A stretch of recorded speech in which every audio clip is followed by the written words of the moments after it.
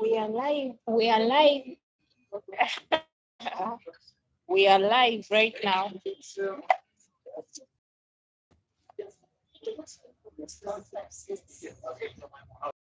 How does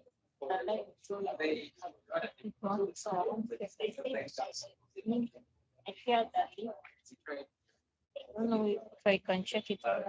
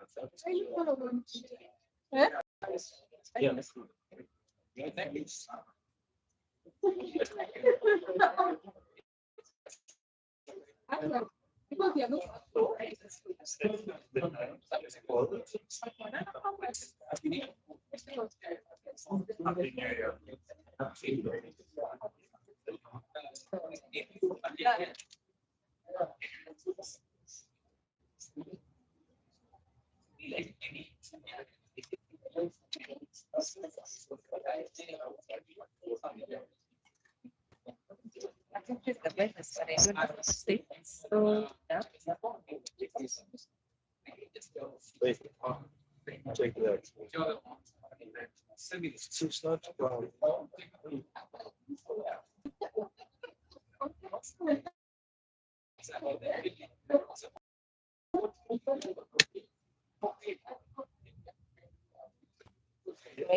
the lighting. That's it from me. Why? It's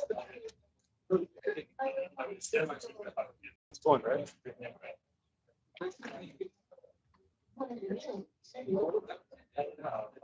That's it. Okay,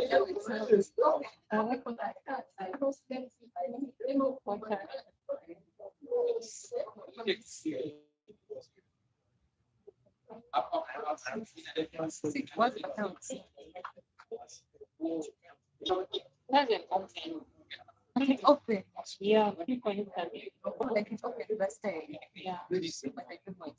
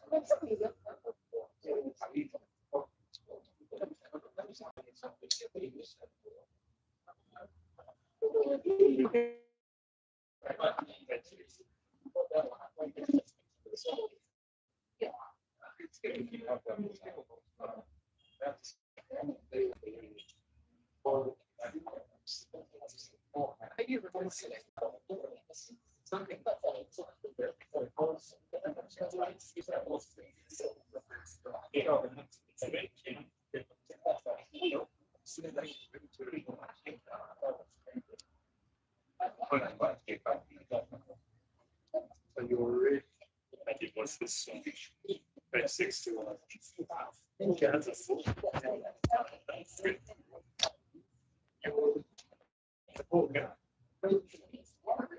Yeah, no other copies. It's on a half.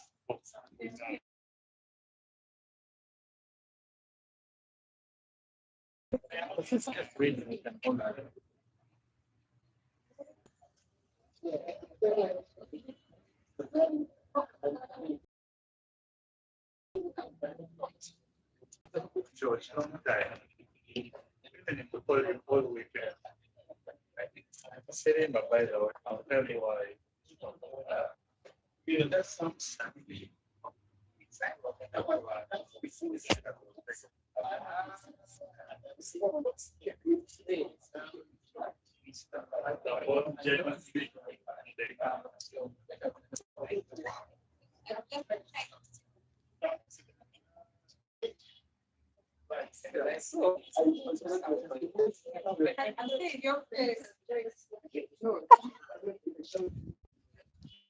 Yeah, I'm.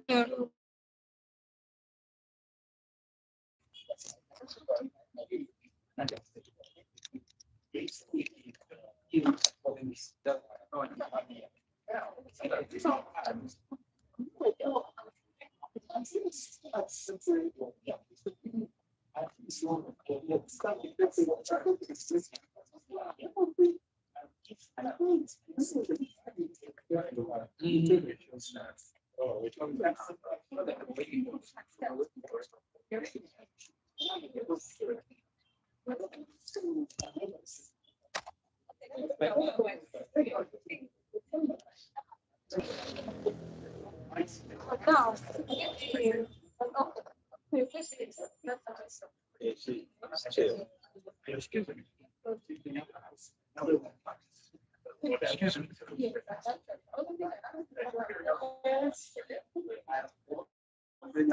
Yes. Pardon? Asking if there is another person who can put it because capture that style over this door. So when people pushing the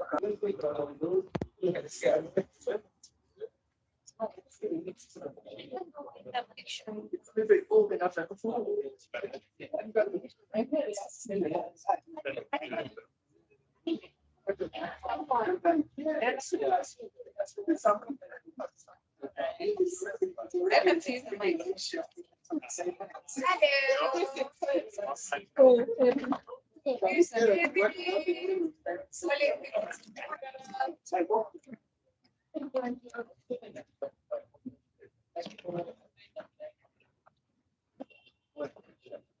Okay, I hope we are all well.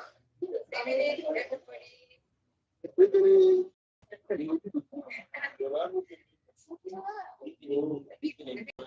audience think you want to catch you percentage of the video time experience. But what do I have to get your attention? Good evening, my name is Joy. I'm done. Volunteer with Femrite. I'm the owner, so this is for build the Millennium Collective. Invite the first person. Sit this evening. Like to invite George Kiwanuka. George Kiwanuka is a lawyer. And I just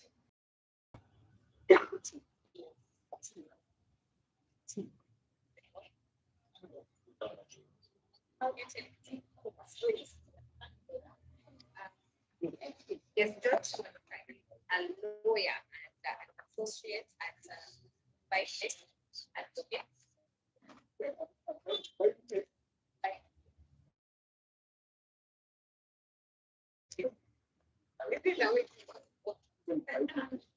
no, like bite, bite, bite, bite, that's small size. Smallest size. And he's a lawyer and he's also a founder and chief director of Femrite. And I think I was more drawn to the story mind part because it's more interesting. Everyone's what I've done, right? That's the one story mind. Yeah. So yeah. So George started Story Mike, which is a monthly story event. It's a networking event that showcases pictures on that encourages participants to share 5 to 8 minute stories of their life about being a select the theme that's chosen and shares 5 to 8 minutes. George is a creative director who approves the themes and seeks out the spiritual guests post every month. But put us together, let us invite George to come.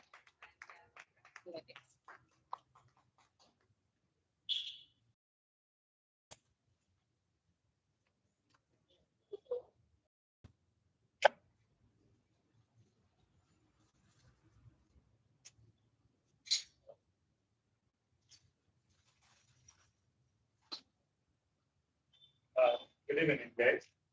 Amen. Good evening, Femrite, friends of Femrite, members of Femrite, and all members of the literary community gathered at this evening for this month's edition of Order of the Man. Today's Order of the Man is Mr. Paul Kasobya. Mr. Paul Kasobya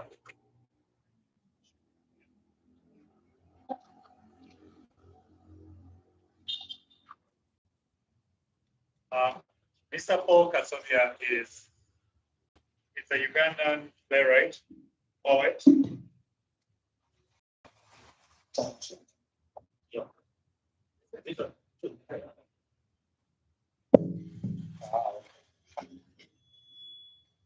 Yes, today's author is Paul Kasobya. Now, I met Paul in 2018, I think, 18, 19. And the time I met him, he had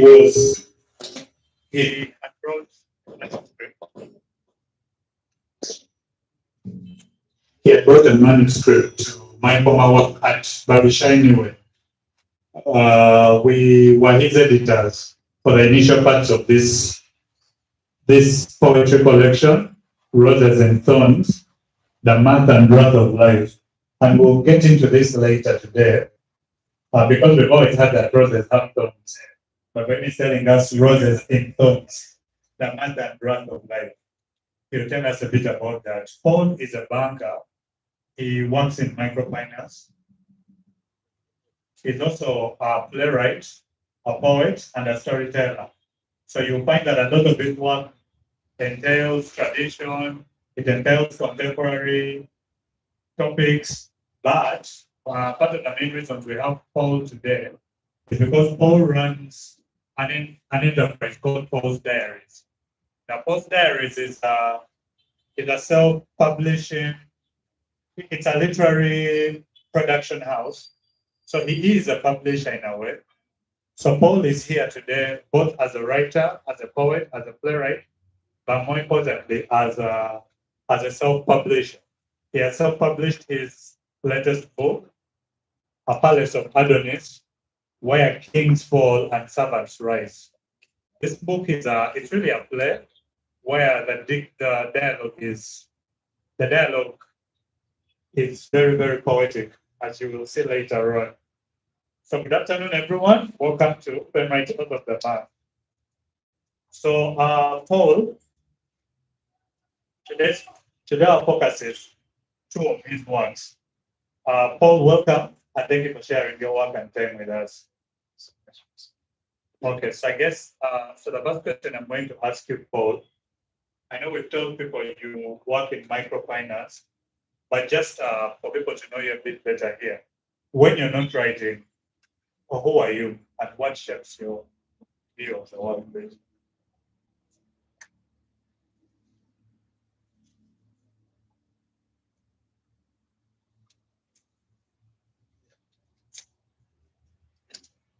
I've already introduced Paul Kasobya is my name. Obviously Ugandan. All the name stands. Fortunate about writing. When I'm writing, I am a father and a husband.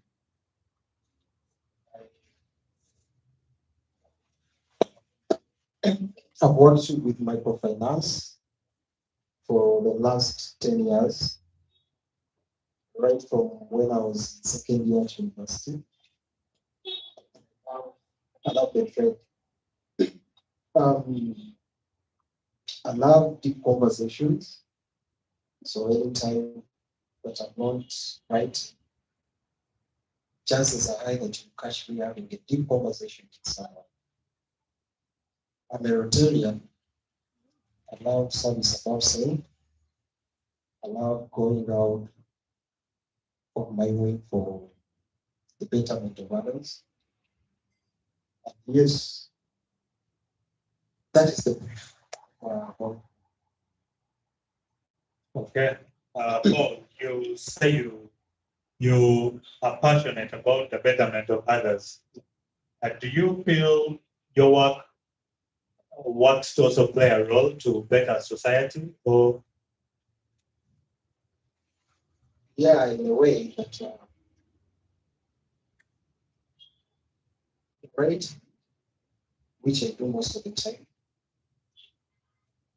is a mirror of different versions of the lives that we live. How does it better others? How does it better our people?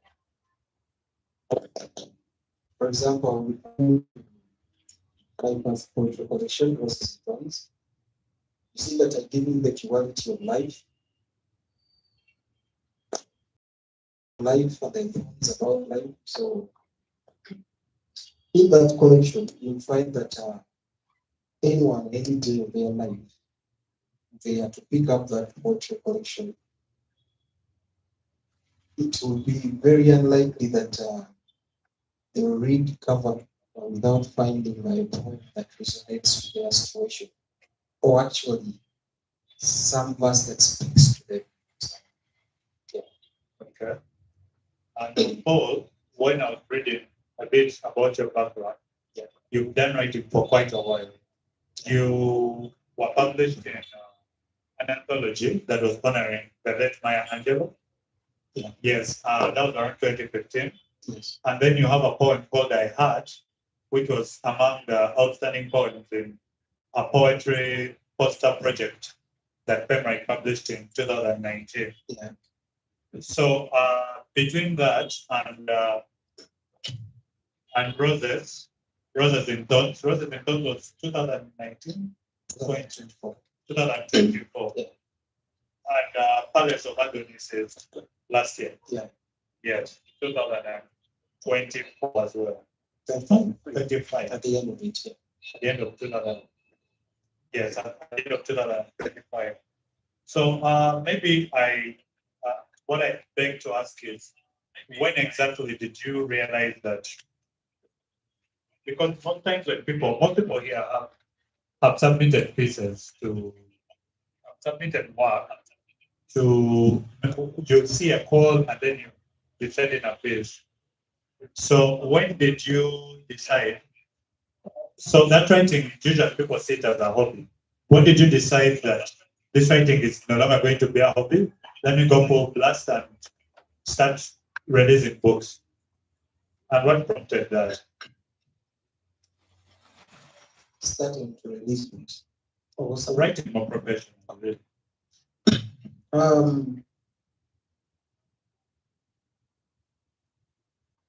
When I was growing up, I didn't have so many hobbies. So you couldn't solve them or couldn't find it in social games. So I was an introvert myself back then. This was all that I had, that I believed in so much, and I felt I could bring out my best self in this. Right. So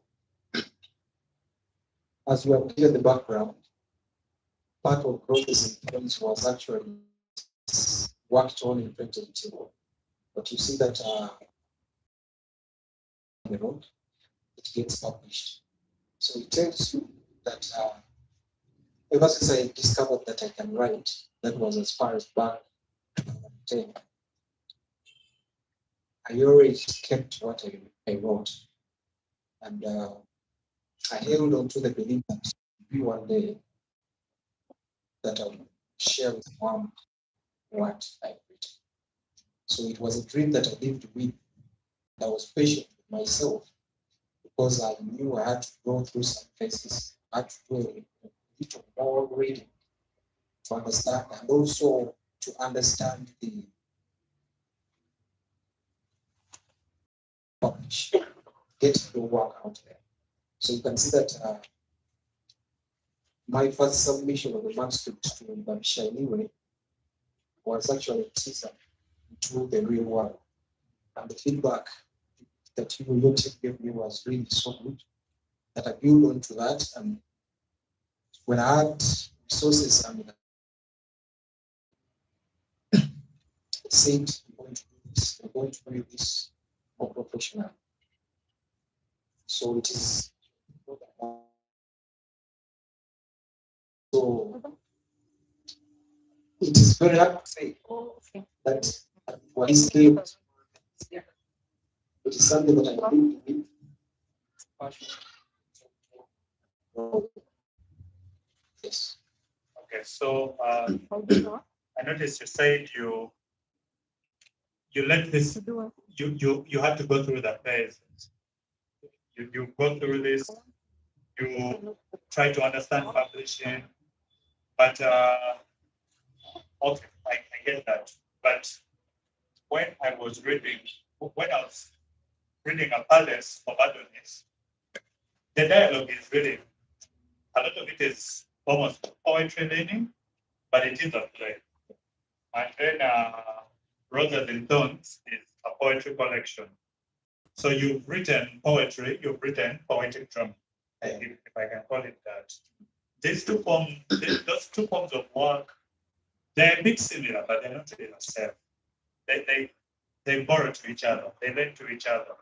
So how do you navigate between them? And I don't know, do you see yourself first as a poet or as a playwright? If answer that without much thinking, I would say it's myself as a poet. Yeah. Because I had a bit of my own struggles debating within my head whether Palace of Adonis should come out in prose or in a poetic form. And when I was done in manuscript, I even thought of returning this as a novel. I did like 10% of it, felt like it wasn't coming out the way that I wanted. So if you asked me, the straight answer would be I see myself as perfect. Because even when writing that, I couldn't just expect. So how did you not, because you wondered if you should do prose or if you should do a poem, but not if you should do prose, if you should do a novel. So how do you navigate what drives you to choose? Let me tell this story in this manner, or this story in the other manner. And if you can give some advice to the people here who are struggling with that.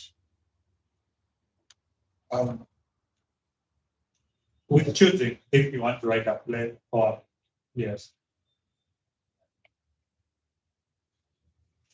I think it goes back to what you really feel. Because I don't know about you, but I don't think it is commonplace to find that you are good at writing prose at the same level as you write. So there is that there is that angle of writing that is more flowing with you than the other. However, personally, I'm working on being diverse. I'd like to see myself writing a novel. I'd like to see myself diverse. But there is that is the part of you I want to deny. Yeah. Okay, thank you for that. Now we are going to talk a bit about Brothers and Thorns, the Math and Wrath of Life. I found that the subtitle very interesting because the math is something that makes you really happy or amused, and the Wrath of Life. And if you realize later that in a lot of Paul's work, there is always this duality.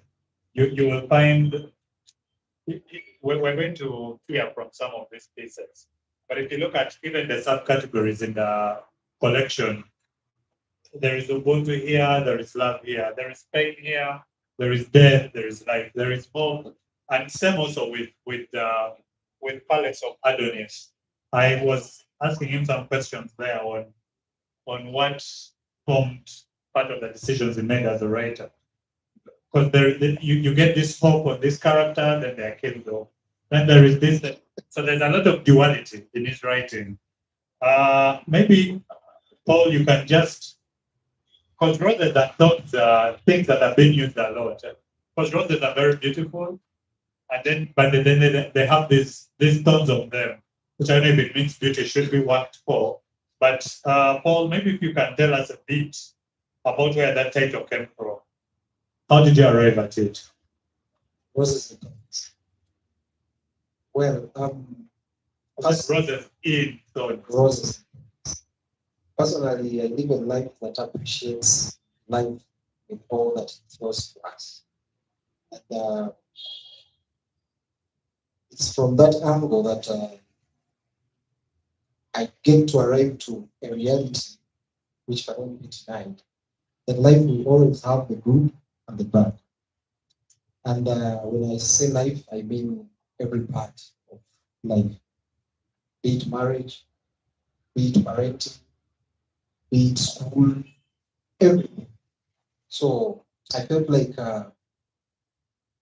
when I had that collection, my proofreader even asked me, why don't you choose one? I told him, well, if you tell me to bring you poems under one pen, that will need to go into some months of writing, some new pieces to add. But if you're going to do this, this is what I know. So having that combo of poems about love, about sadness, about everything, I couldn't bring it out in a better package than the package that is titled as that. Because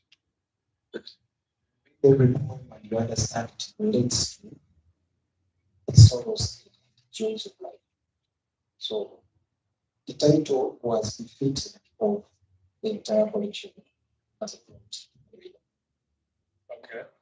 So a lot of people here, thank you for that. A lot of people here have a lot of poetry. They have poems. I'm sure you have like 60 poems plus. Oh, so people here have a lot of works together. And but these are works that are not. You see, when I look at your poetry collection, you have work organized into sub-themes. A lot of people here have work and they don't know if they are ready to do a poetry collection or if they should keep submitting here and there. So I guess one question that would be helpful to these people. One, how do you set out when you're setting out to do a poetry collection? Did you sit down and choose these are the sub themes that I want? And secondly, how do you know when a collection is finished? How do you know that now I am ready? Because you said you started on this in 2018 and it got published in 2024. Yeah. I'm sure there are works you added that weren't there initially, Yeah. or there are changes you made. Yeah. So how do you know that a collection is ready? Finished, not ready, that a collection is finished? Yeah.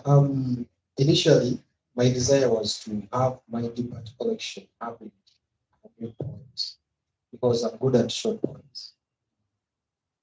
But I also realized from various books I've read, poetry, that people would even publish that poetry. So that gave me confidence because I was making the previous decision out of maybe a limited consultation. So that gave me confidence. I assorted about 7 points, which I had to disqualify a few, modify, and then say, I'll do this. Then organizing them into subthemes because I've kept every piece that I've written. Because, with writing, especially, never set yourself that I'm going to go and write about this. You just get some random lines and you get it pen, you it. Before you know it, you have about 10 stanzas. So there was no intention to have one simple category. So we ended up with a one.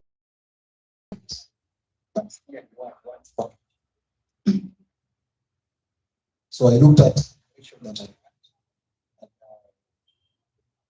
I had sort according to how they align with each other. So I got webs, them together. So see that because I'm talking about the run and part of love, I had to also do a subcategory under love. The good part of love, and the part of love. So I simply looked at which poems were aligning with each other and then sorted them into different categories. So that is the starting point for anyone who's having a question, don't know what to do with it. Now we are going to hear a few of those poems. Can we have a reading of Happy New Year? So on page, has anyone read this book?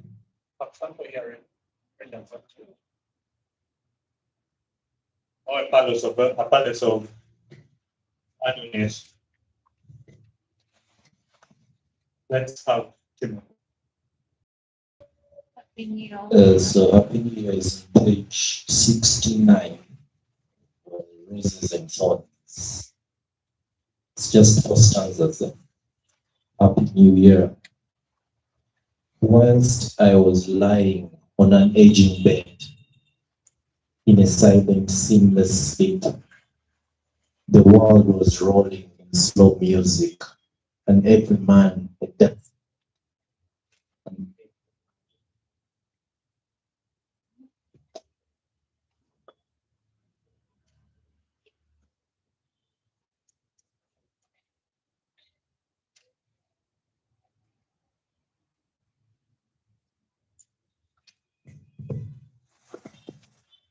Yes, I'll be back from the top. Happy New Year. Whilst I was lying on an aging bed in a silent, seamless sleep, the world was rolling in slow music, and every man a dancing figure, happy and sure. In a wondrous moonlight of that night, a was being crowned and another dethroned. Whereupon every voice was saying, Happy New Year. Sputtering sparkles flew about the sky, fireworks like falling stars, when clocks said midnight on the very last day. I awoke in the ringing of my phone, which danced about the table in vibration. Whereupon I answered and heard a voice say, Happy New Year. Thank you, Timothy.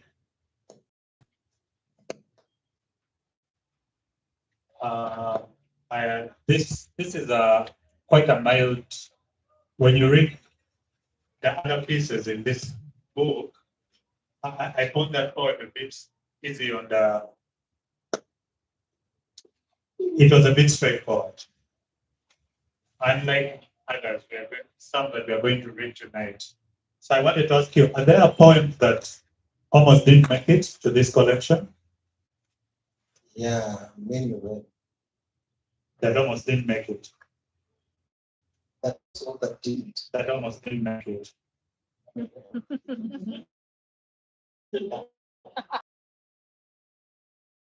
The poets are like parents. What did you base on to choose what makes it to here and what doesn't? But if you can explain it in a broad manner, so that someone here is struggling whether with their love poem in a collection called Conversation with Death, to see if to get back in a broad manner that can talk to an aspiring writer here. Your question again? What do you base on to know what makes your decision on what makes it and what does it? Besides thematic reasons, really. I believe in sharing my work so much with people who are really raw feedback to critique my work. Because, like you say, poets are parents. Right? So,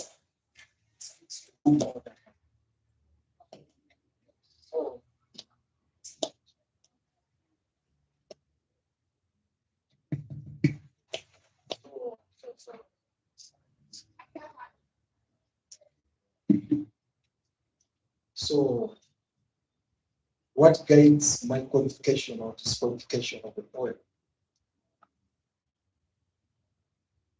Basically, it comes from the critiquing that I receive, share my work. But I must confess also, I do not take the critiquing all 100%. Sometimes I was stubborn in a few pieces. I was like, maybe it didn't speak to me anymore. I feel like it should progress. But also, there are pieces that you write, and when you go back to it, you feel like it's not up to the standard. Yeah. But then there is also that piece which you go back and you are like, oh, this is so nice. Was it me who wrote this? So that kind of a mirror also helps you decide what. So maybe what advice can you give people here on how to handle revision? Because you've said you get feedback from people, which I imagine is you to make revisions to certain things, make changes. Do all your poems arrive complete? Do you choose? How important is the feedback from these people? But also, how do you handle revision? We've all had pieces where they're cutting out, like having an editor, cutting out bits that you feel actually speak more to the piece. Or so maybe base your answer on striking that balance between art for you as the creator or art for the readers, really. Yeah. Even the critique do not go where you right and feel like you want to hold on to this piece. Just which advice leave out. When you try to keep this up, you would and for second opinion from the previous opinion. And if it was it feel like it's kind of biased. Because there's some pieces that were the initial collection.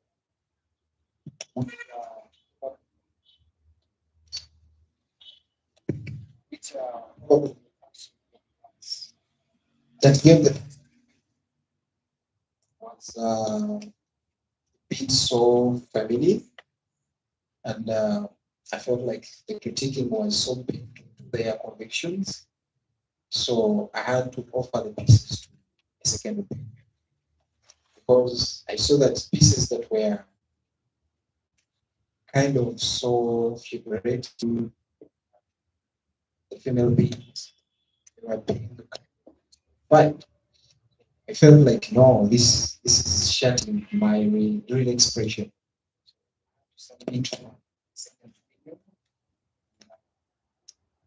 Yeah, because opinion you are then able to sit down and find the honest truth from two different people. Yeah. So if I understand you right, the person who was reviewing your pieces they were pushing their opinions in a way into the work. Sometimes it happens. Because some of the, you said some of the pieces that weren't matching that female, they were contrary to the female, Yeah. but that way of seeing things were disqualified by this person. Yeah. So you had to take them to another person. For a second.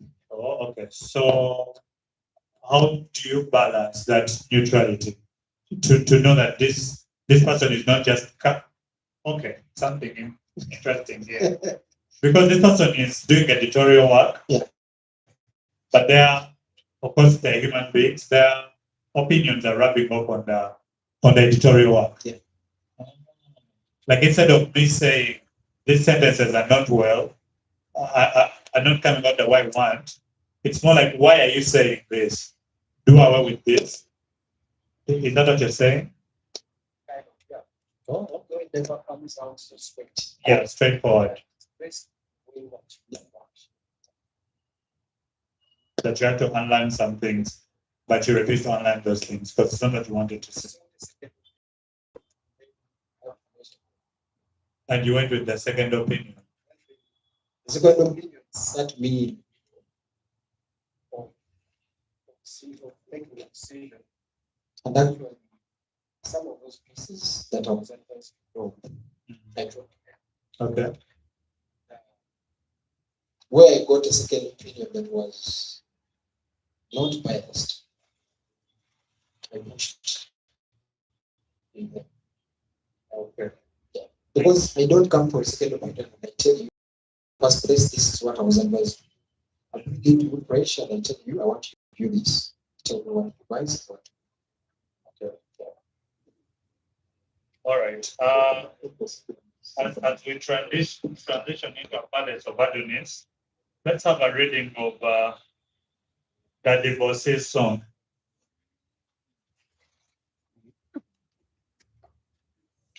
Of these readings are really for you to appreciate the thematic content of this book, because we're going to have questions from the audience later for the author.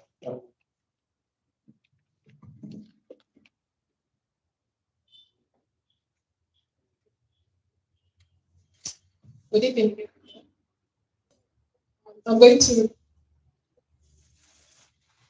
read a poem that it was for Calvin clocks and calendars since today. That early morning still rings my eyes. The memory of your coming walks away will at me when I think of none to love.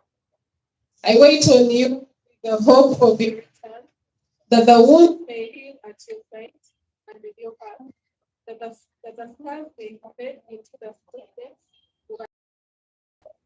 When shall you return to the home? When shall you return to the home? We together our dining table behind me. Daily, follow lonely dinner in the silence of the outlet of your chapel. You don't know how they changed shapes and can't stand to bowels, and how spoons are real spades since you left. Also heavy for the broken-hearted hands of mine. Better you come back to your kitchen. It is becoming smokeless and cold, and quickly old. Our bed is an ever-growing territory of nightmares and terror. I slept not, maybe with one eye sometimes. The winds that blow through nightly leave not chills alone, but the groaning too, of a lonely and desperate me. Uncommon in our home now is your scent, that which you partially left with me. I sit at every place in this home, finding all as though stony. I settle in none, bewildered without my house. Yeah, thank you. Now, this piece was very, I loved it so much. It dealt with a theme that I felt. Does anyone here know that song called Bibuza? it's of this wife who has been left, and you just feel that loneliness all through her piece. So when I read this, I felt like this is you addressing a social issue. Yes, which begs my question. Many times when people are writing, actually we had a big, not really fight, but there's a time we had an argument here at club where someone had brought a piece about shame, and someone else, we run a writers club, a readers and writers club here, where people submit work anonymously and then people critique it. But interestingly, one of the arguments that day was that this person is shaming shame. He's talking about shame, but also shaming people. And the whole conversation became as creators. As creators, is all your writing supposed to comment on society, try to push for change, or sometimes do you just write for the sake of, oh, I'm just commenting on this. I'm not trying to make any change. It's something I've seen and I've decided to write on. So when I saw you deal with this, I wondered if you believe, what responsibility do you believe creators, in your case, poets and playwrights, really, what responsibility do you believe they carry into the society in terms of social issues they see? Do you believe there is a responsibility they carry?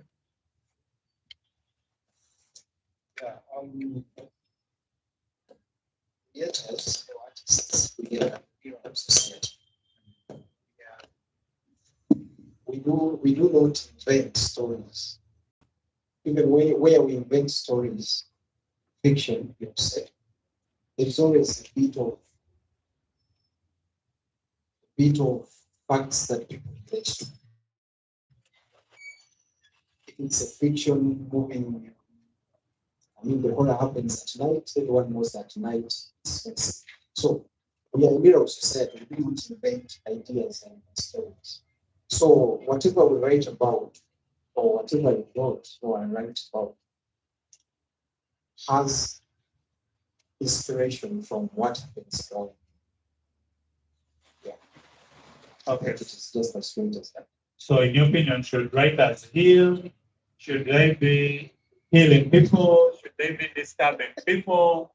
Should they just document? Or all those things and more? Should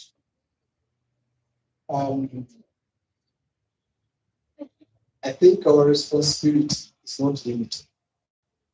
It spans to every dimension. That's why you find an inspirational book, find an autobiography, you find in fiction. So we are that diverse. But poetry, to be specific, is supposed to speak to the soul. Like, so it is just an awakening of your pain without healing it. Poetry can do it. It can even be a piece that speaks to your healing. Now, to be specific to that particular piece, the Debussy song, it's just description. It just describes the situation this broken person is in. However, between the lines, you see that it's calling for healing. Because the situation is this kind of bad, because this person is silent. Yeah. So if someone that is broken is dedicates to the person that broke their heart, you never know when you come back and be there. Yeah. okay. Now, a few years ago, between 2015 and 2021, there was a big move among Uganda's poets. There was a big section of poets, page poets in particular, who believed poetry should respect, format, big pentameter, those things. And then there was you can call it a revolution of spoken word poets who were who it was, I don't know if did any of you people here attend the 2016 Writivism? Well, there was also a Landu poetry. It was a big conversation really of spoken word poets telling the bench poets, you should go down and sit down. Yeah. And I did give it benefit of doubt personally. I did a lot of reading of bench poets at the time, and I also read. I listened to what the spoken word poets were performing, and I did find a difference in writing for stage sometimes and writing for the page.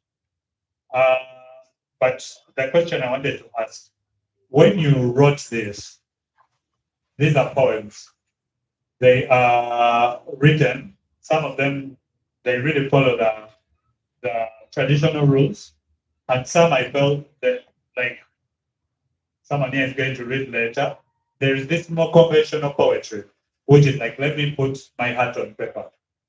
Then you also wrote this, which is a play, A Palace of Adonis, which points to, when you write a play, you're also thinking of the performances. Yeah.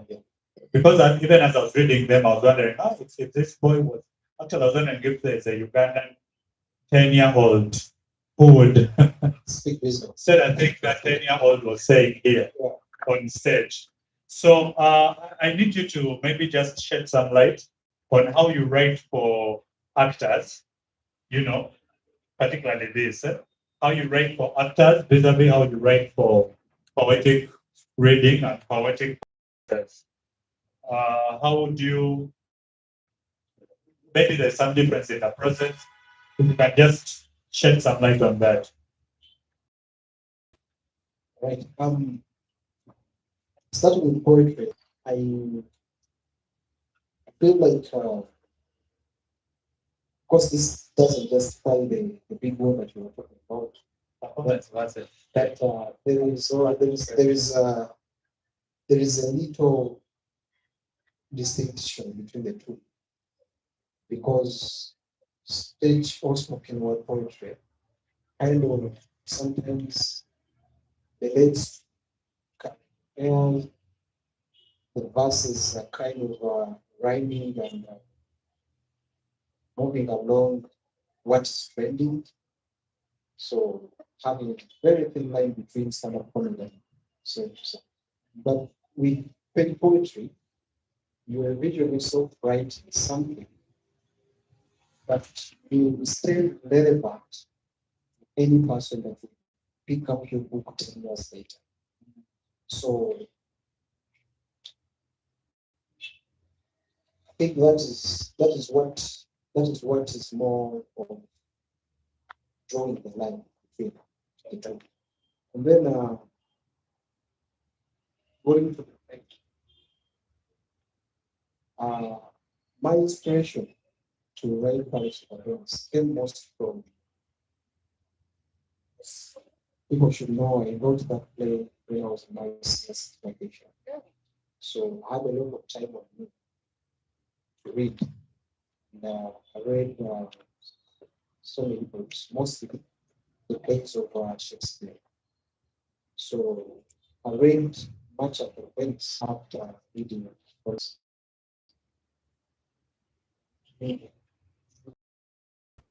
Your mind is already preaching when going to the stage. So that guided me a lot, because there are lines I would have put in Palace of Adonis, or there are some scenes that created that would have made it very hard to state Palace of Adonis.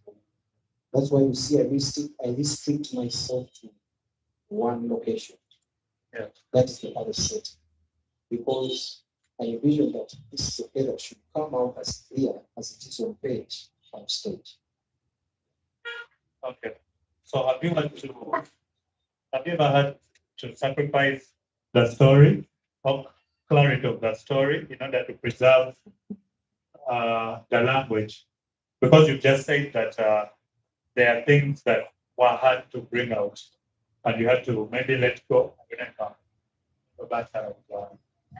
But have you had to sacrifice the story so that the language remains? Like when, maybe to break it down, there are times when you choose, when we used to have that issue here, when you want to rhyme so much and you start saying, please tease me, kill this tease, so that you cleanse the creases. So, so have you had to sacrifice a story to keep that, or for you, it's the story is more important. You've explained setting, but because I know that if you were to write this poem, this in regular conventional prose language, you yes, there are limitations you give yourself when you chose to do poetic dialogue. Have you had to sacrifice clarity of that story to preserve the intensity of the language? No, no. In the wording, there is nothing that I have sacrificed because I tried kind of was to allow me to exhaust whatever is deep exhausted. But like I told, like I mentioned, because I had in my mind this is something that shouldn't expect something. I cared much about the doctor and the producer of the play with that game, that they won't find much trouble having this state.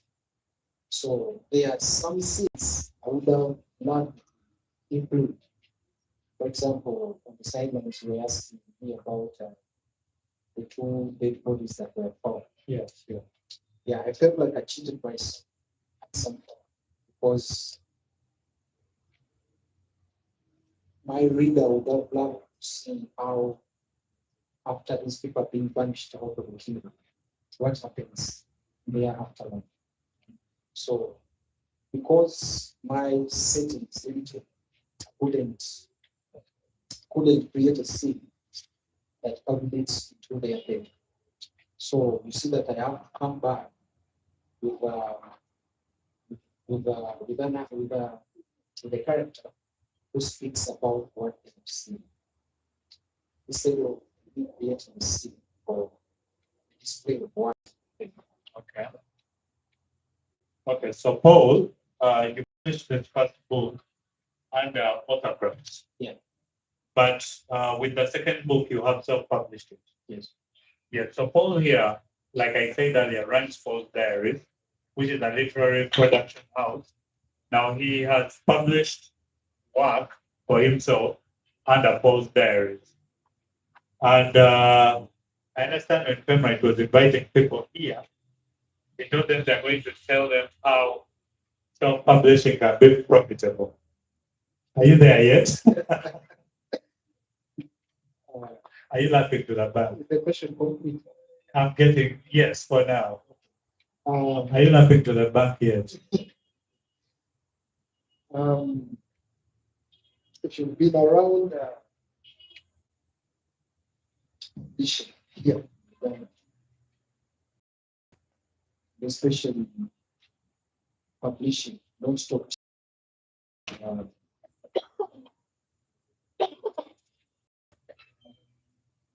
I don't know how to put it. Stop here when you have already established a connection, mean a network connections that will buy into your work.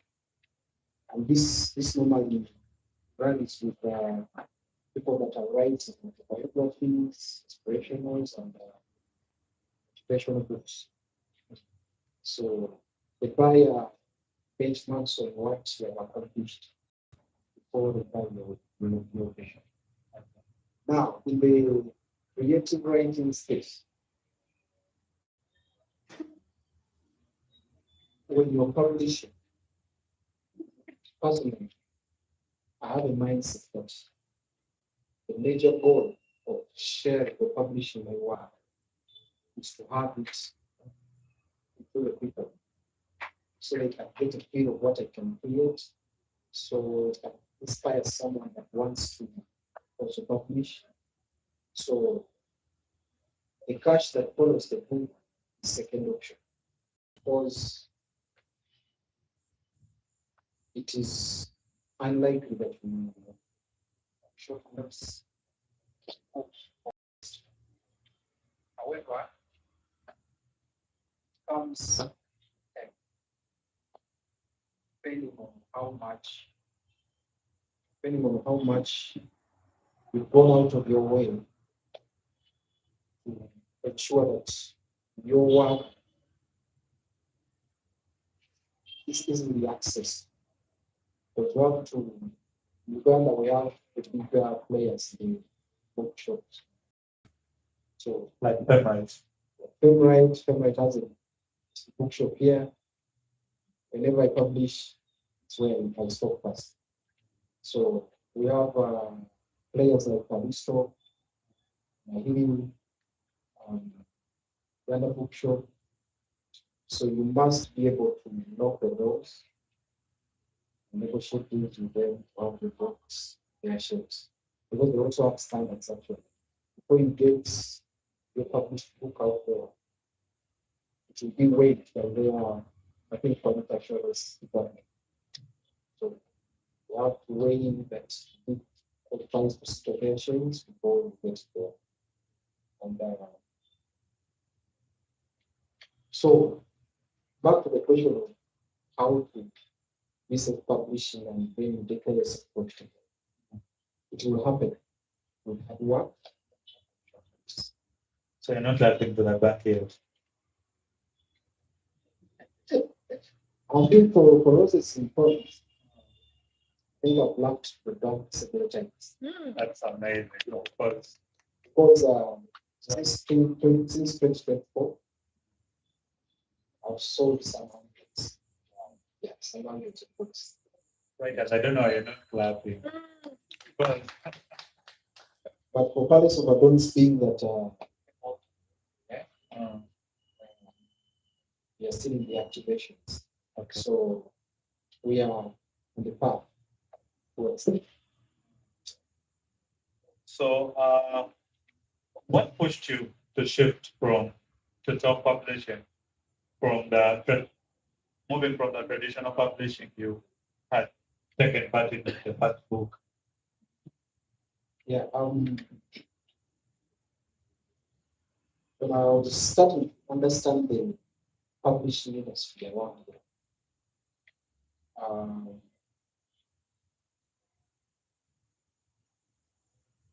I was trying to put it into context what happens elsewhere in the world. I learned that elsewhere in the world there are people like who are called bookstores.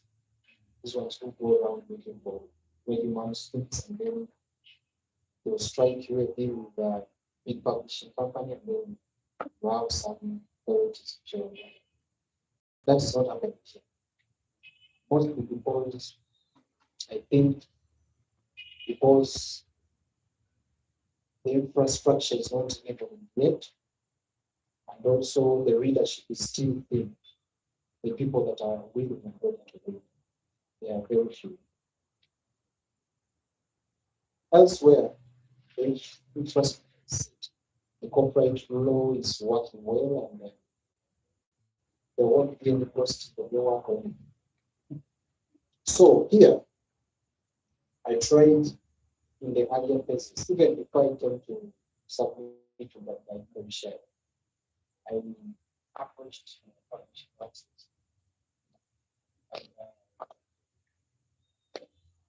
What I saw was that most of the big houses, we are thinking what is easy to sell. That's the academic. Yeah. So if you are to approach MK, I don't want to mention names, but they would ask what subject, which class. So because that is what is said. So that's what they are ready to invest in. So now turning to the publishing houses that are ready to take in your writing.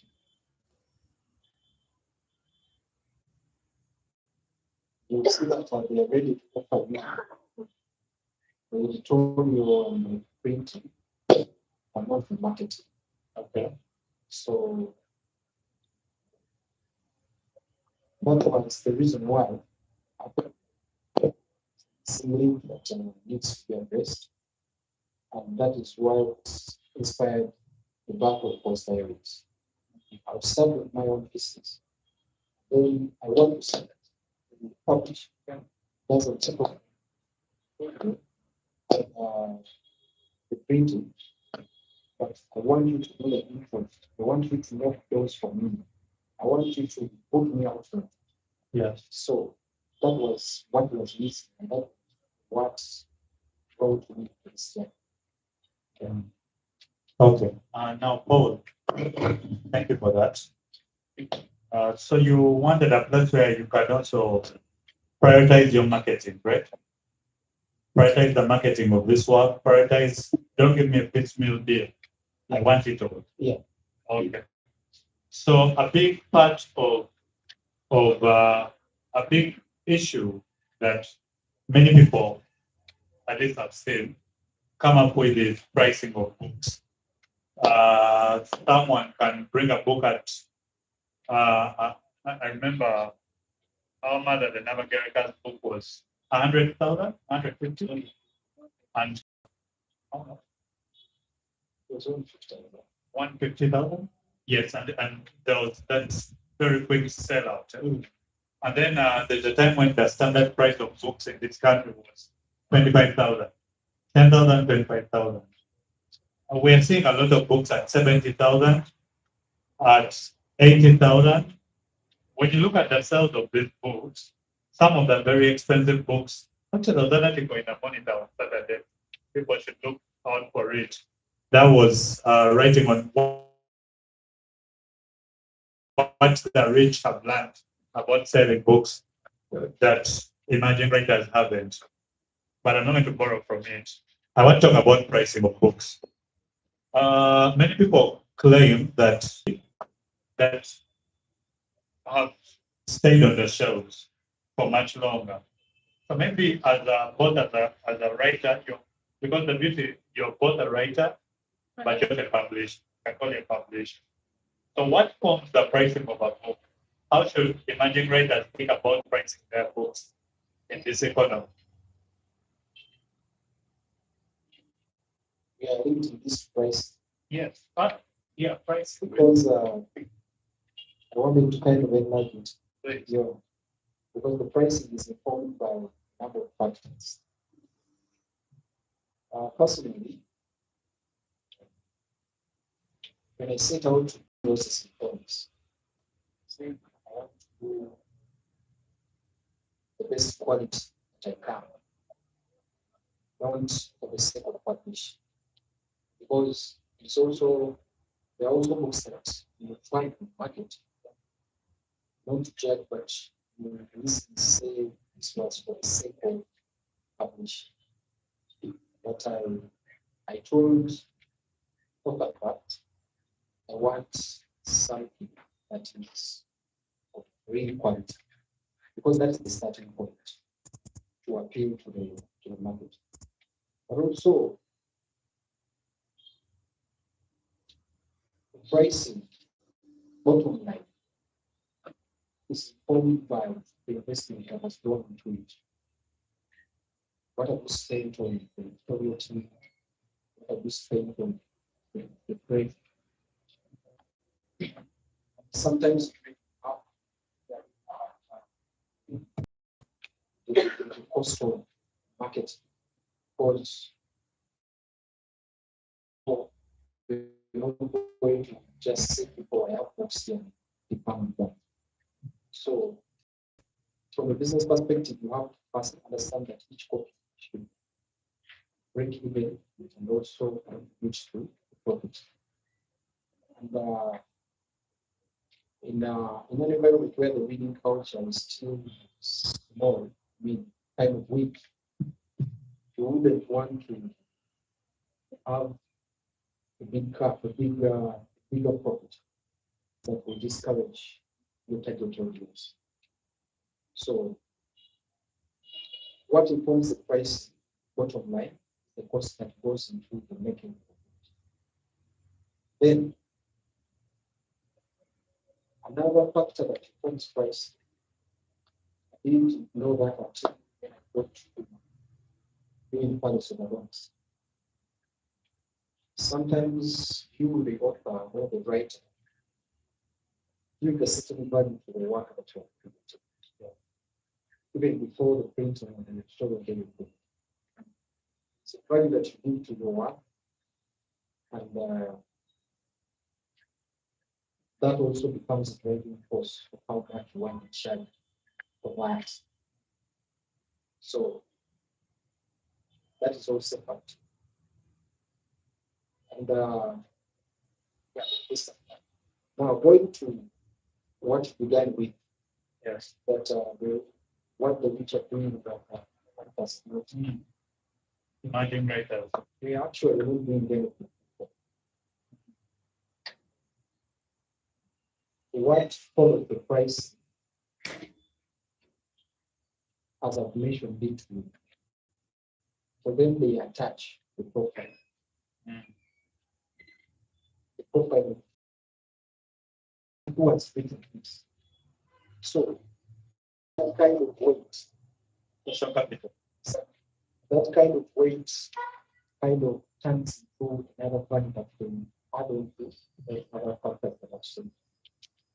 So it may not be the best written, it may not be the most brilliant one, but they're saying something from my point of that.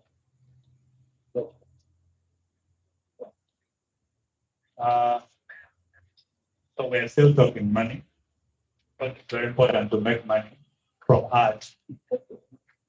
Beyond book sales, what other income streams can creatives, poets, playwrights, which other, they're not singers, so which other income streams can they build around their writing? I saw some innovative things you do at Paul there. Yeah, let me have been interactive with a number of things. Just before you think all the ideas about, you are yet to be surprised when you interact with the creative and you see that something I thought about.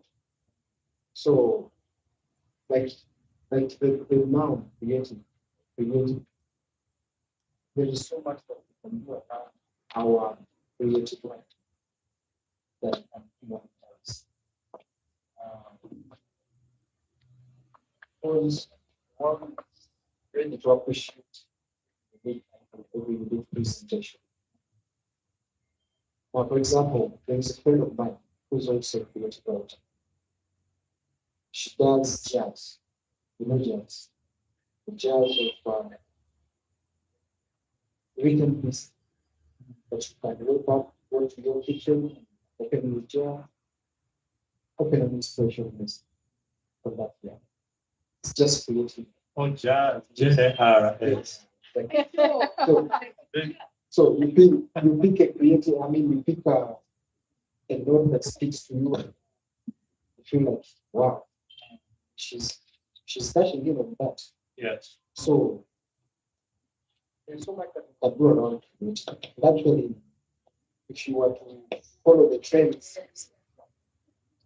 creative writing is now moving so closely with graphics design. Yes. So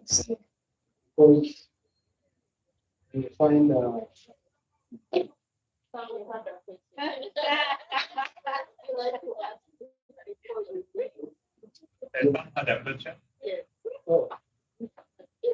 I can pause. No, you can understand. Okay. Yes. So there are so many things that we can do around creative writing. What also people are actually on these days? Spoken word. People who are really well having gigs. So I can't point out there is so much that we can do. And goes back to promotion. If you promote it and you push it,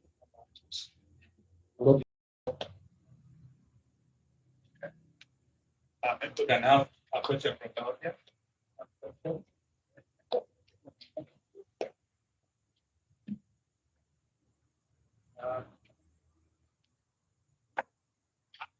I suppose that I could manage, or you need me to speak into the mic? Yeah.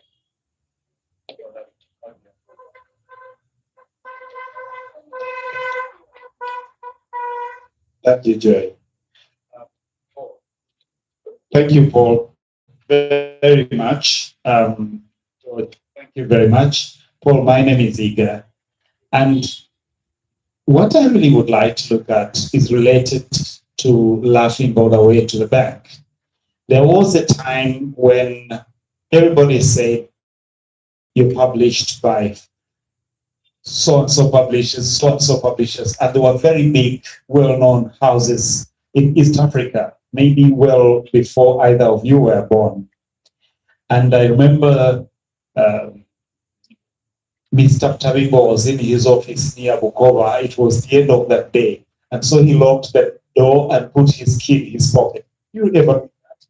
Those days, the East African, there was the publishers, East African, there was. We didn't see any people getting rich. Today, there are not so many very well-known publishers. And we still don't see very many people getting rich from their writing. And I just wondered, while we're seated here, whether there is a representative of Apple, you know, the people who do the publishing online. So I just wonder, have you looked at self-publishing, established houses publishing, online publishers, and how that is going to help the writer to get to laugh all the back? Additionally, I would like to ask, every now and again you hear people saying, who is your? Do you ever consider who your is? You consider yourself writing for the universal ear or heart or eye? Thank you, sir.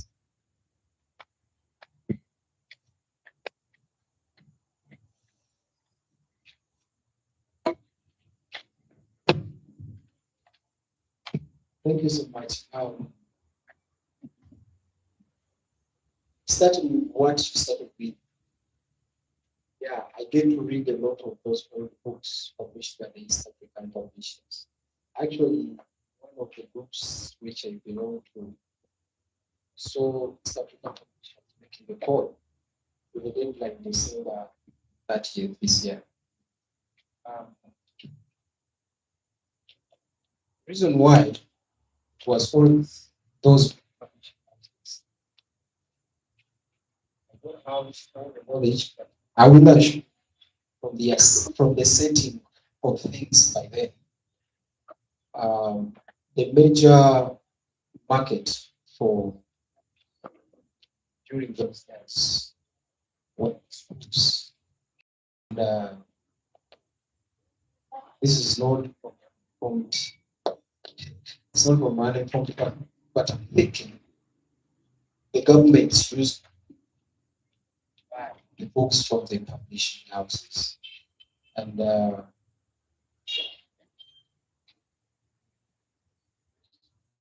why those old authors didn't really become rich out of their writings? I think it again goes back to the infrastructure that was around, the lack of copyright, which is affecting, or probably the royalties were not that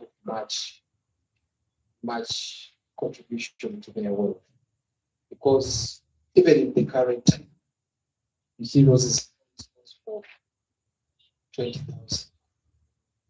If I'm to make a happy 10 million for themselves, how many books do you really think I have to say? And if I'm looking at Uganda alone, how long is that going to take? to sell that number of copies. And 20,000 is not all profit.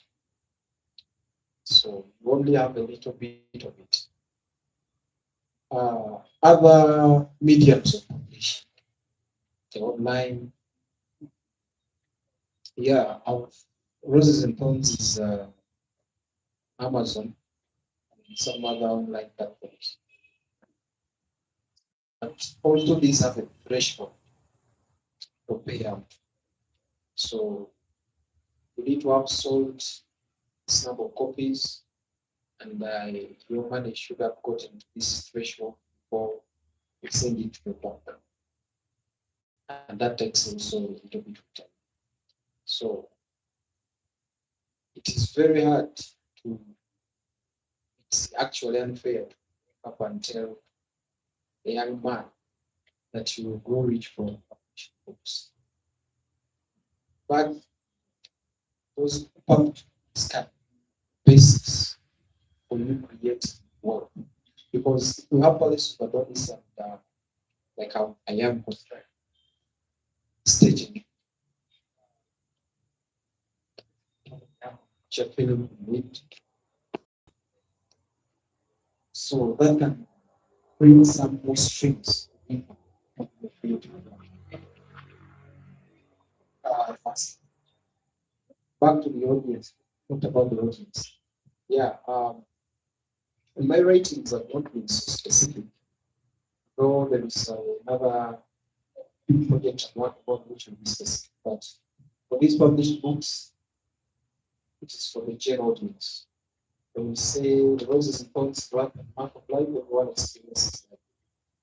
Also, stories, I have characters from the youngest being 10 years to the oldest. So every reader is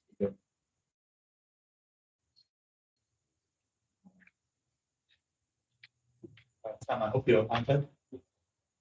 Yes. Paul, so would I be right in saying what has helped you sell is mostly community? Like, oh, we're going to buy Paul's book. Because if you don't have a target, a specific target community, target audience, how important is the community in sustaining an author's work? Yeah, from experience, on the past books published,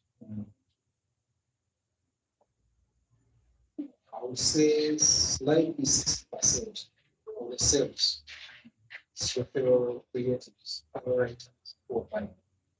So it goes back to community actually, because I always compare the sales that I make from outside bookshops, from the reports that come from the bookshops. Find that the sales that I do on a personal basis actually many times higher than what resources might be have on my so just book, just community. Just as any other business. Okay. So we are getting into some last questions. Then we'll hear from the audience. Then we'll have one last reading. We found you've been talking about bookshops here. In Uganda, it's a known thing that distribution is such an animal. You can write your book and you as a girl is helping someone with his book. And he would come from Aruba with these copies because they're being cheated by. So he would come with these copies. Like if you want him to market here, he would come from Aruba by bus, sell his copies, write in his book, and take them back. So you would never be able to sell his books if he was not here. And he will tell you, yes, here, the sales are less. But I am sure I have taken all my money. So distribution is, I think it's harder than even the writing itself. Because we have more books. There are books, I'm sure if Hilda opened that library there are so many books that you will find that are not known out there. So how have you navigated getting books into the hands of the reader from your experience? Yeah, This is, I would say, is a tip. When I was going to publish Roses and Thorns, I also had self-doubt as far as how far I go with it. I feel some the book is the editing is done, the printing is done, but who's that is always a big question after getting. But what guided me I had to look into my numbers. There are people that took a lot of time in the phase of writing before I published. So I already had funds. I already had people who were like, when do you really intend to publish? You would like to. Someone reads one of your poems on Facebook and it's like, you have a full collection of things like this. These are your friends. Yeah, these are your friends. These are anonymous people that I've seen in that community. So how to do my analysis? The first batch I did was 200 books, 200 entries. I said, let me be conservative because it is funds going into it. But you are not that much forming that you yeah. So I was cautious. Did 200 books first. Surprised in about 4-3 months, I sold out. So I did another batch. So for someone who wants to self-publish, who don't want to look at every assignment, simply go look into your numbers. Yes, check your capacity of market. That's how it. The question was. No, I think you answered it. Okay. The question is about how you navigate getting the books into the hands of the readers. Yeah, they only had the mainstream distribution, the Mm. non-bookshops. Because those ones have their stuff. Yes. And you have to pass. It's also involved. Cyber offer requirements about the testing. Because when I got Roses on so publish a program, how did you manage convince these guys to put you publish? You know how many times you tried. But I think goes back to how you prepare. How you're willing to knock on those doors. People are already buying stuff. Yes. Okay. Now we have several literary, still on that issue of navigating sales. In Uganda here, we have several platforms that Femrite Week of activity. We have the Babishai Poetry Festival, Breakivism, school festivals. There are all these. Anyway, the question is, how important do you find performances, those literary festivals, workshops, and also digital platforms? I had Samia mention some of them. How important? How important have they become in sustaining literary work financially, books and all aspects of creation, sustaining them financially and also paying and taking care of creatives financially? We're talking. Yeah. Previously, I've been so much limited when it comes to time movements. So I've not been so much to the spaces like consistently. But I also know that sales are different because I saw it through my agents and my friends. I saw copies to those events and spaces. So, though I can't have so much change, but I believe there are an impact 60% the sales sometimes come from referral items. Okay. And you find it creative that such events Exactly. many times. Okay, then is there any piece of advice which someone has given you before you made your first poetry collection? Well, In other words, I'm telling you advice. yeah, for your life, like I told you, I began writing in 2010. And I was an introvert and never really gave out my pieces to people to read. And I felt like that robbed a lot of time. And, many things I learned later I would have learned. So the advice would be, there is that self-help when you read your pieces. Like someone else reads things, the way you feel makes sense. So just have to go on, talk to people, share, share. Because I took so much time in the home. So I lost so much time. So the advice would be, if you have created something, feel free to share and be open to receiving criticism because it comes from Okay. So we are opening up the ground to the audience. Do we have any questions from the audience? Yes, George. Thank you very much.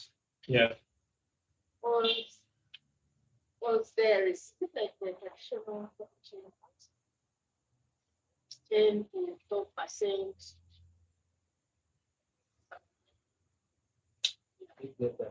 That's a good quote there. Is it's like the traditional publishing house 10 to 12%.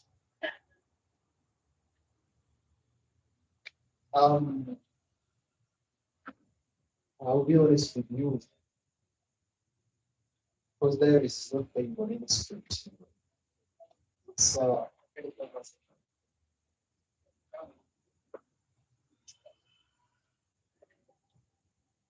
They have no uniform terms. Everyone comes with their terms. they don't come with their time. Oh, they come with their opinion. We share our opinions. A bit of brown, so it's So in summary, should go for you after. Yes. Yes, George.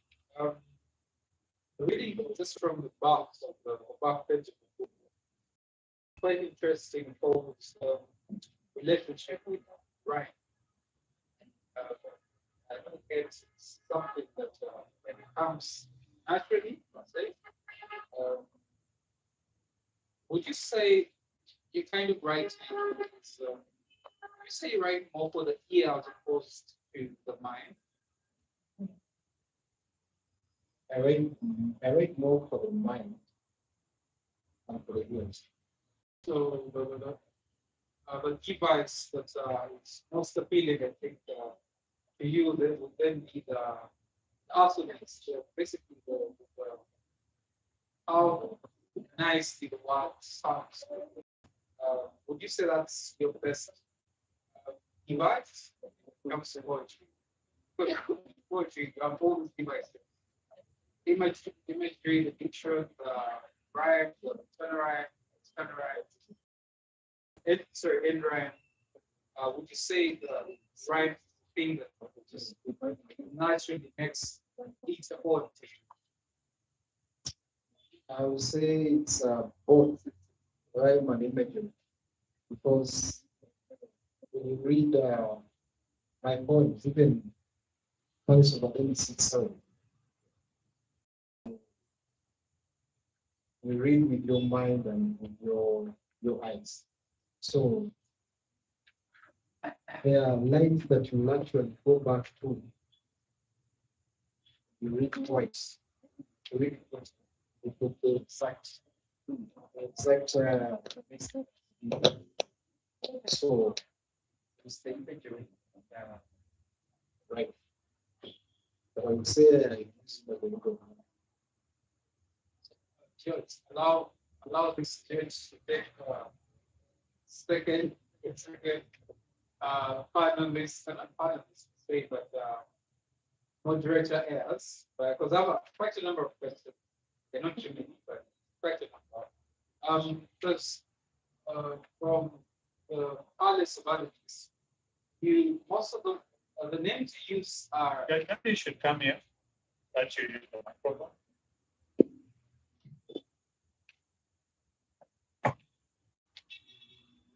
Just go to the blue we are standing here. No. I'm sorry. Yeah. I don't need maybe you check.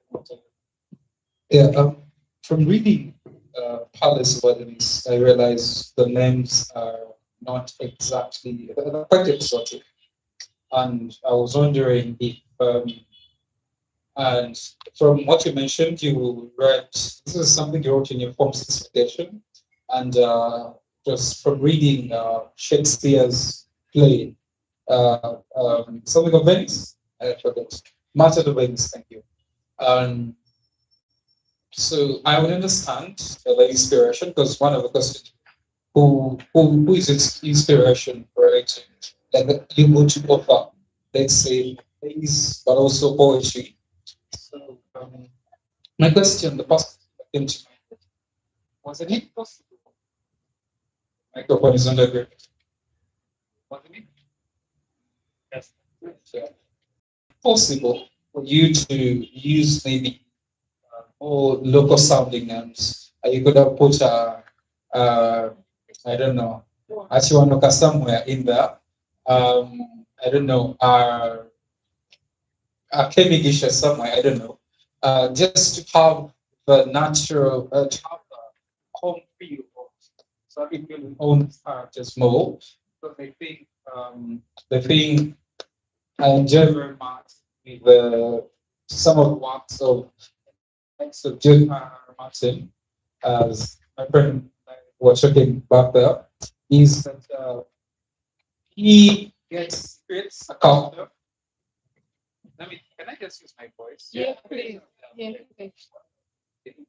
Yeah, what I like about our Martin is if deciding to go a total different direction as opposed to gravitating towards an encounter, it creates a whole new world, creates new names altogether. I don't think there is anyone in the world called Lannister.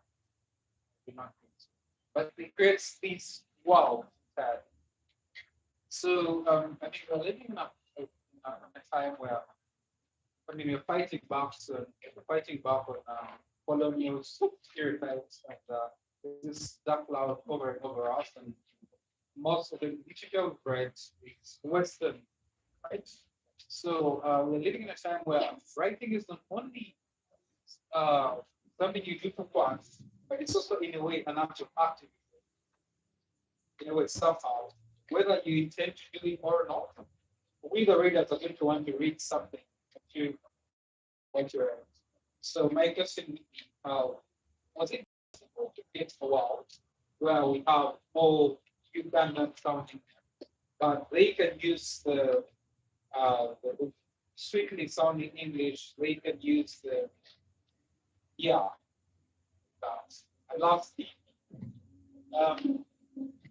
why do you say you're right? Why would you say you're right? Especially poetry. Because possibly when I come across a poem, there are two things I'm looking for. Okay, does it stay in the sense of the philosophy or the idea of the poem? It could be about love, but it could be written in such a way that it has an interesting turn to things. And it stays within the sense of it opens up a new world, or it speaks to an idea you always had that never been articulated by anyone else. When you come across this poem, someone has done it. And then the other is both a philosophy that challenges my own thing. So my question would be, what is that thing feel you have to wake up every day after, or you call yourself a writer because it's the reason you write?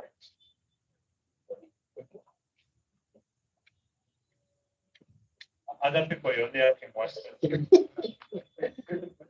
Right. I'll begin with the very last question, and I'll answer it like this. For this particular collection, Roses and Thorns, it is a collection of random pieces that were written in a span of years. And I'll tell you from it, you cannot draw any conclusion on which angle I went. But go to Paul's narrative that is being driven, a narrative and would be leadership that does not oppress or kind of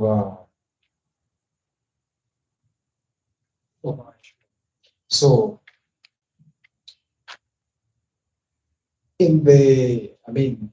all these works have been happening in the faces of my growth, and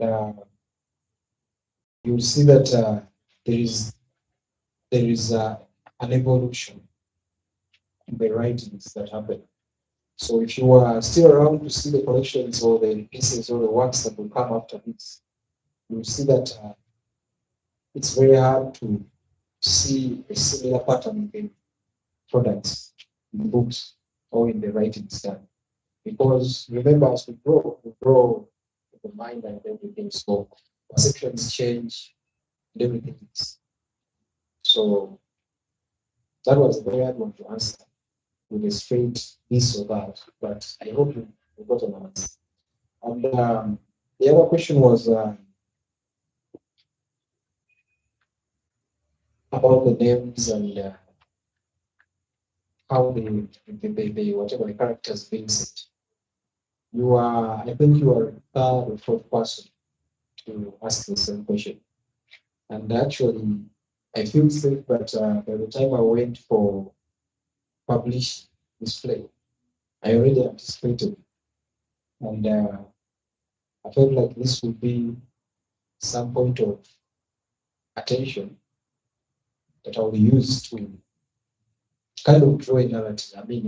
A narrative. Writing Goddess of Adonis, I can tell you where the inspiration comes from.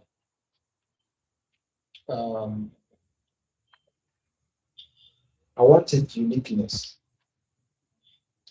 I wanted to do something that communicates to someone that is in Greece, someone that is in South Africa, someone that is everywhere.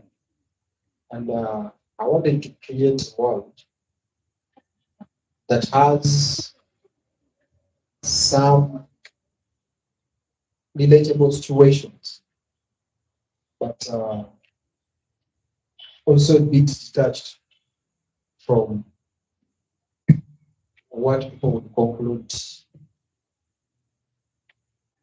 as offensive, let's say. So the choice of names was actually intended, and I just chose to create a world that is unique on its own that way. Referring to the writing that used to stand out against colonialism, and I would like to stress that we appreciate that the world goes in phases, and there was that time in which waterways, things fall apart, the water cycles, the river, so we are living in times where colonialism is no longer the biggest threat. We are fighting our own battles. I read Labor Nations, a nation in labor, MENA. So we are in that kind of space currently where we want to speak about justices, where we want to speak about what is for this generation. Because colonialism, I mean, we've prayed over that, and those guys have been born 60 plus years. So whatever is still holding us about colonialism, it's what we're choosing. It's what they push. So the narrative we want to drive for this generation should be: what are we accepting? What are we condoning? And what are we ready to stand for? For me, I feel like that's now the kind of writing that should resonate. And when you read Paris of Adults, you find that many of the things that happen in Paris of Adults, as I already dedicated the book to the leaders, there are things that happen in our current world. So, yes, complicate social issues. Okay. Being one question. Yeah.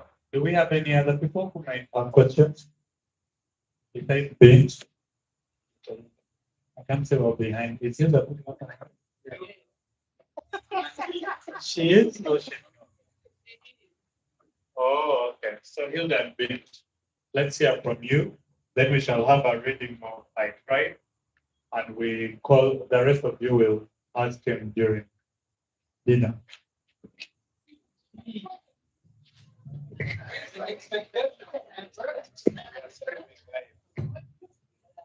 Yes, Bint.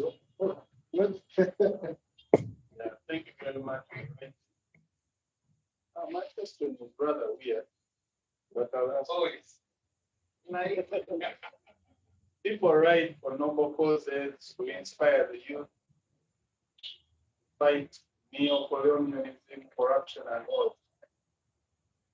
Personally, I am right because I want to be famous, I want to make money, I want to entertain people. Yeah. Is it wrong for me? Because for me, I believe they say the pen is mightier than the sword. I don't believe that the sword is mightier than the pen. Yeah, in my opinion. So, is it bad for me to want to write and be here, seated, get the Femrite platform? Some Scandinavian country calls me for a conference, I get per diems and all that, sell many books. Is it bad for me to have selfish reasons other than giving back to the community? I don't want to give back. I'm just for this. So is it a bad thing?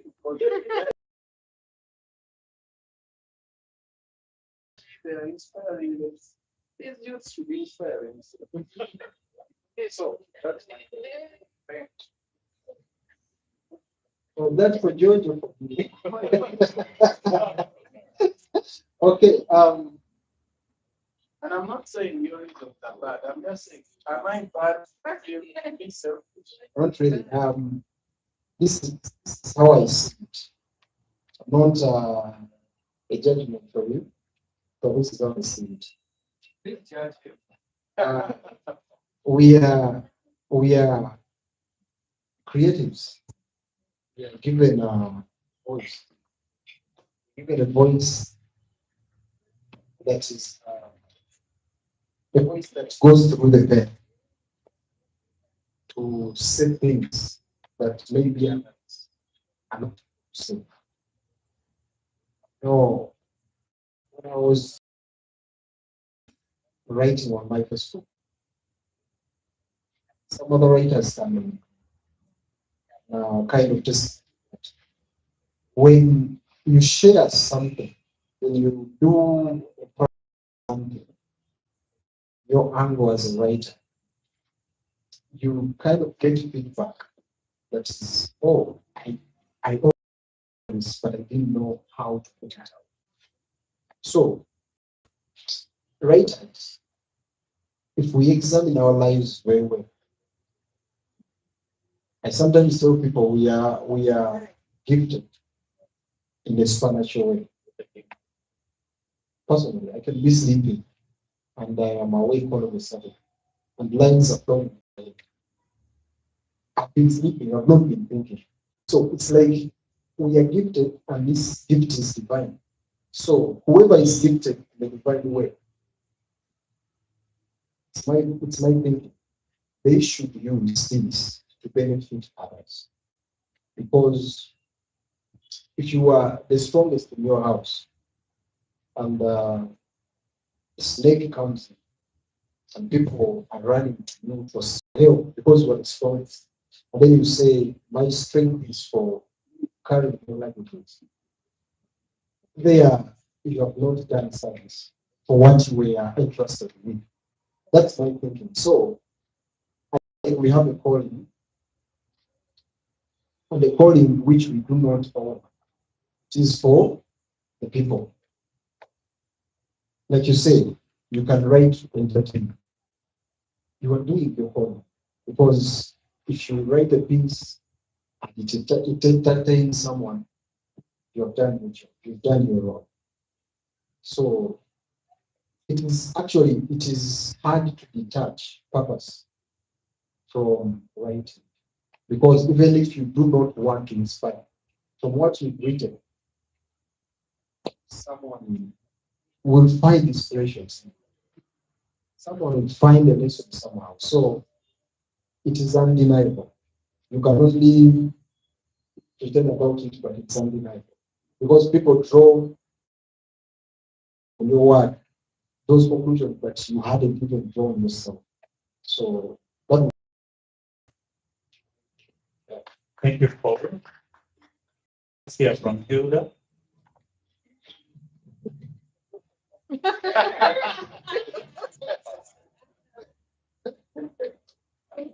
I don't remember that session. But thank you, Paul.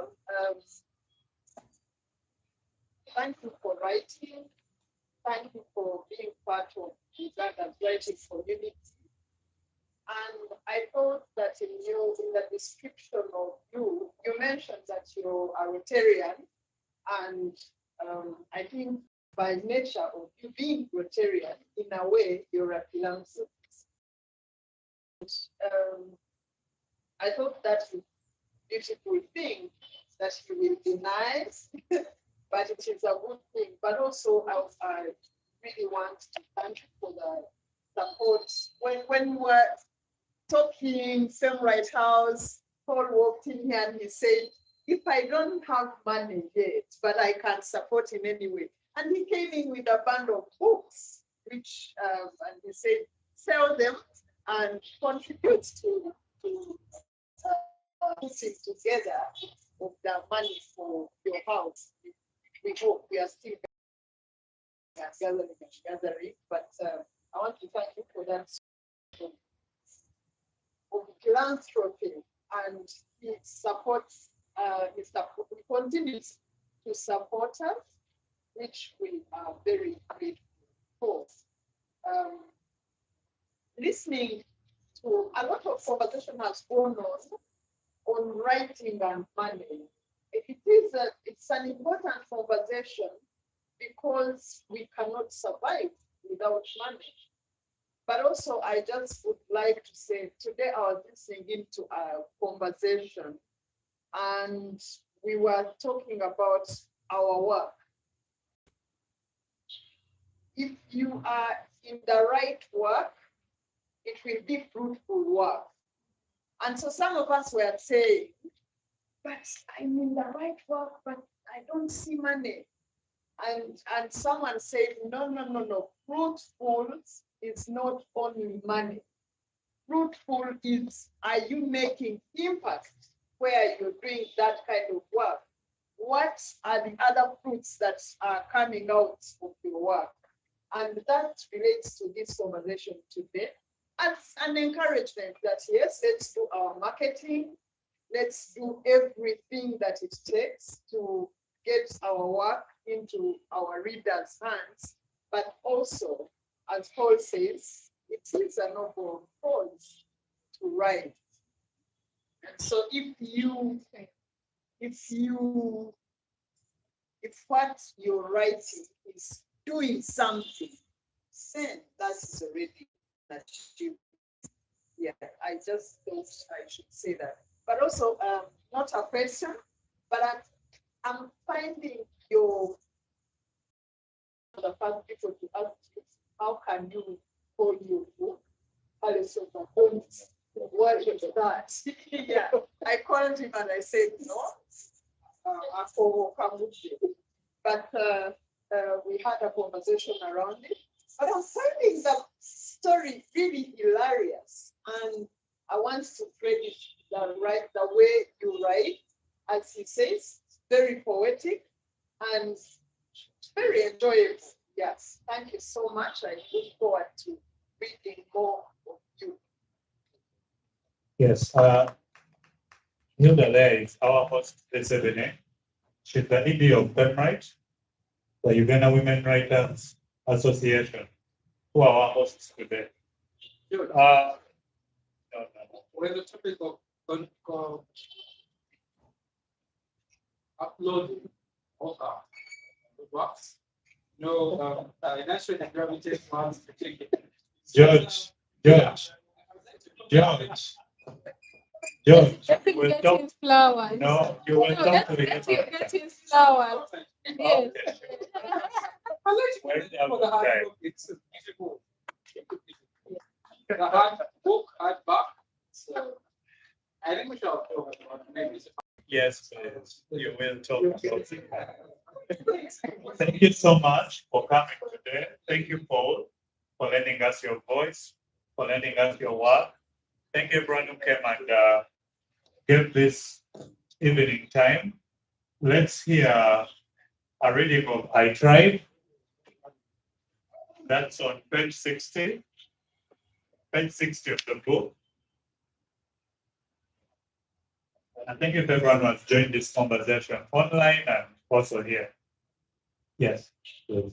I tried. The burden of guilt is not mine to carry, nor the pain of not loving you at my best.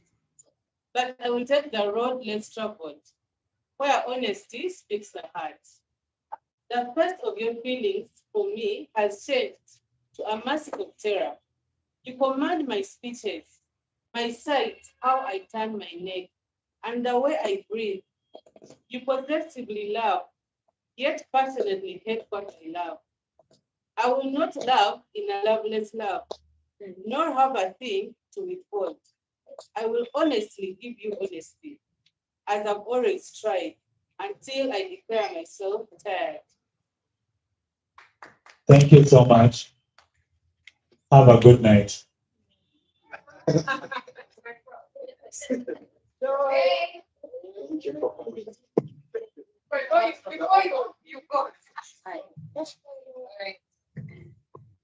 Okay, thank you so much, George and Paul, for gracing us with the words, and for all of us who make time to come. Thank you so much. This is Femrite, feel at club, at home and club, really. Just a few announcements that I need to make. We have every Monday, we meet here at 5:30 and discuss books, poems, short stories, any networking we want to make. We also have trainings. We have trainings that are running next month, 2 trainings for women writers, specifically women writers. Men, I'm sorry, but this time it's for women. They will be held on 2 dates, that's the 13th and the 23rd of June. They are Saturdays, they are both Saturdays. The first session is on the 13th and the second session is on the 23rd. We have a call that is going on It's a call where we are inviting you to write poetry, conservation, and agriculture. You would send it to info@femrite.co. Hilda, it's info@femrite.gmail.com. But send pieces, Or you Ah. can come to her Yes. after. and I was and you asked for the details. I'll send them to your inbox. Yeah, we have it's The competition is actually, their prizes for week. so if you write a good story, you will stand a chance to win some money that we were talking about. Yes. Thank you so much. Have a good night. Final. And then There's tea and snacks. Oh, you're not allowed to. You come to the table, take your books for photographing. Take your books for photographing.